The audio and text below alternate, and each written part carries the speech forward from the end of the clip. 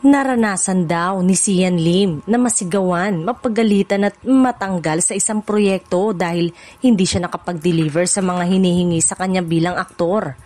Yan ang revelasyon ng aktor at direktor nang humarap sa mga miyembro ng entertainment media sa Storycon at cast reveal para sa Viva One at Signal Play series na Project Loki.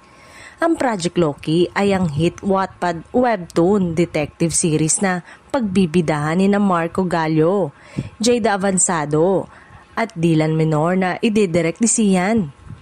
Ito ang magsisilbing comeback project ni Sian as a director matapos maging busy sa ilang personal na bagay kabilang na ang kanyang pagiging pilot.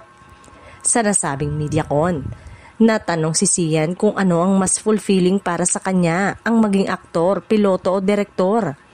Napakahirap ng tanong. Mahirap kasi i-compare at sabihin na one is better than the other. Nag-promise si Direk Sian sa mga batang cast ng Project Loki. Ang ibabahagi niya sa mga ito ang mga natutunan niya sa ilang taong experience niya sa showbiz.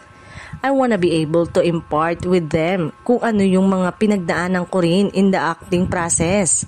Ang mga gusto ko na impart sa kanila would be the experiences that I encountered. Siyempre nadapa, ilang beses na rin ako nadapa in my journey in my acting career. Maraming beses na rin akong napagalitan on set, nasigawan. Hindi naman binanggit ni Sian kung saang proyekto TV network niya ito naranasan. Dagdag pa, maraming beses akong hindi nakapag-perform. Tinanggal ako sa mismong project, pag-amin ni Sian. Tugtong pa niya, it's my job here to guide them para hindi sila maligaw. Ini-explain ko rin sa kanila na as a director, iba-iba yung sensibilities namin. So iba-iba yung directors na nakakasalamuha nila.